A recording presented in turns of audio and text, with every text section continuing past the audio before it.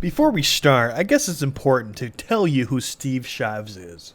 Steve Shives is a person that believes anybody who disagrees with him is a Nazi, and he believes that all Nazis should be punched. If I open my newspaper and I read Nazi got punched last night, I'm going to say, oh, good. You know, that's what I'm going to say, because fuck him. But these people he once punched aren't actual Nazis. He's just calling them that so he has an excuse to punch them. Today's racists don't have government power. The worst that they can do is say that your skin looks like poo-poo and mildly hurt your feelings. Actual Nazis tortured and killed people. How dare you compare the two? If I read the newspaper next week and the story is, oh, Richard Spencer is afraid to leave his house because every time he steps out his front door, somebody punches him, I'm going to say, good. Fuck him.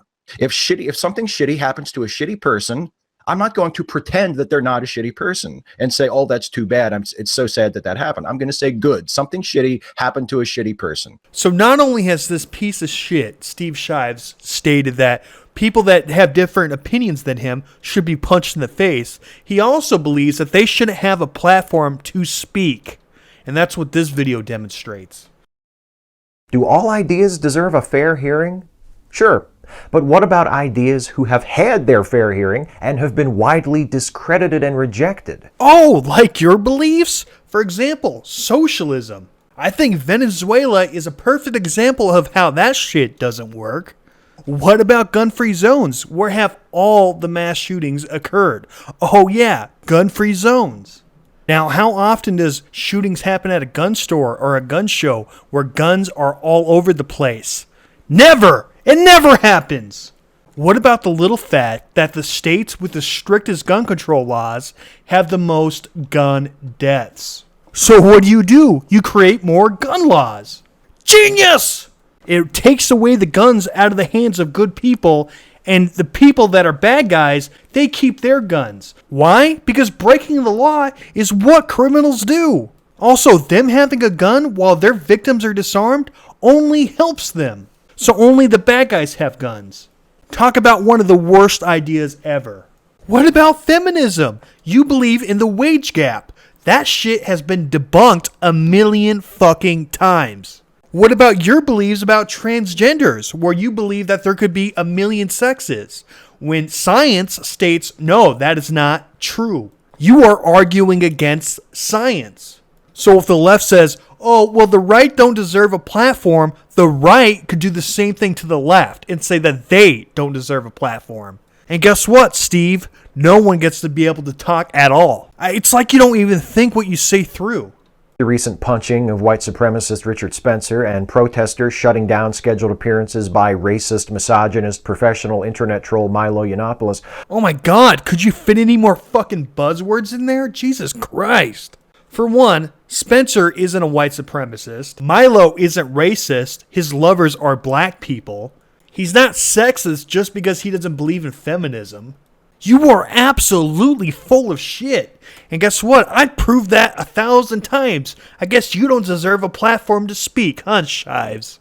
I've heard many people arguing that the likes of Spencer and Yiannopoulos should be allowed to have their say, that their voices ought to be heard, so that if their claims are false or their rhetoric is harmful, we can respond in kind, with the truth, or with better ideas. But this is the part where Steve Shives says, well, we don't have better ideas, so you shouldn't have a platform to speak. But does that mean that every propagator of every theory and ideology is entitled to a platform and an audience? No, of course not. And since when has that ever been the case? So obviously you can't just have everybody decide who doesn't have a platform, right? Because the right would shut down the left and the left would shut down the right. So who gets to decide who gets to speak and who doesn't?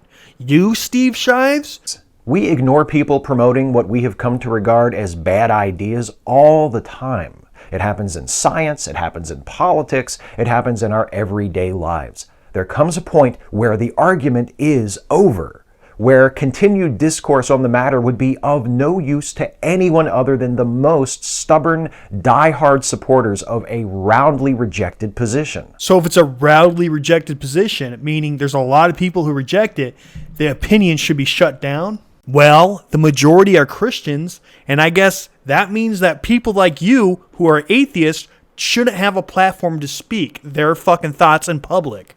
That's what you're saying, you ignorant fuck. The thing is, it's not just better ideas that defeat bad ideas. Refuting bad ideas with good ideas is important, but so is removing bad ideas from the discourse. All right, Stevie, I guess we got to shut your channel down because you state some of the worst ideas I have ever heard in my entire life. So we got to remove your opinion from the discourse. You're not allowed to talk anymore. Shut your fucking mouth, please. And while I'm using your rules, I might as well use them all. You disagree with me, so you're a fascist. I get to punch you in the face now.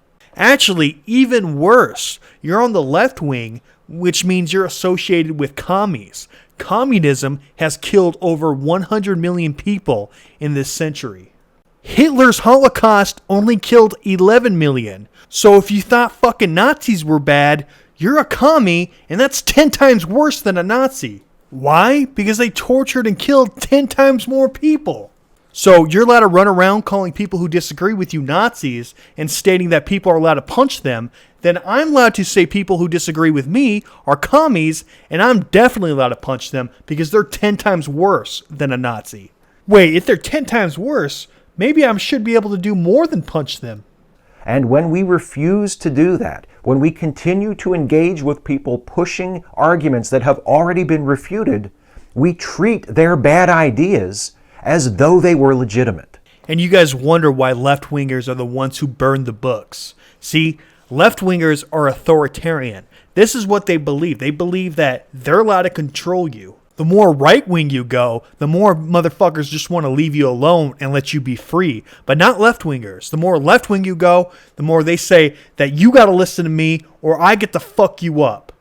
That's why they lean so hard on their warped, self-serving caricature of free speech, which in their interpretation includes not only the right to speak, How dare they think they have the right to speak? but also the right to a microphone and an audience. How dare people discuss political ideas that I don't believe in? Someone should use violence to put a stop to this. Yep, you heard him. If he doesn't like them, they don't deserve that audience, and that audience should be removed via force. And I'm sure he means either government force or by a violent mob. Either way, he wants to use violence to control people. Is it any wonder why right-wingers say left-wingers are authoritarian? Do they have the right to continue to speak in support of their bad ideas? Sure they do. Do they have the right to a platform to better enable them to disseminate those ideas? Absolutely not. Let them speak, but let it be from atop an apple crate on a street corner, not on a stage at a university or in front of a radio microphone or a television camera. So obviously this works two ways, Shives. So if somebody has an opinion I don't respect and they get in front of a microphone or a camera, I'm allowed to riot and burn down the city to shut them down and to shut them up. I'm allowed to punch them and pepper spray them in the face as long as I call them a fascist, Nazi, or a commie beforehand, right? You said people shouldn't be allowed to get in front of a television camera if they have an opinion you don't like. Well, I guess you mean normal camera as well, right? Obviously, this extends to YouTube as well. So does that mean people are allowed to come to your house and burn your house to the ground so you shut the fuck up? I mean, come on, Steve Shives. You have an opinion that people don't like. They're allowed to shut you down. You said people shouldn't be allowed to get in front of a camera if they have an opinion you don't like, or an opinion that has been wildly debunked.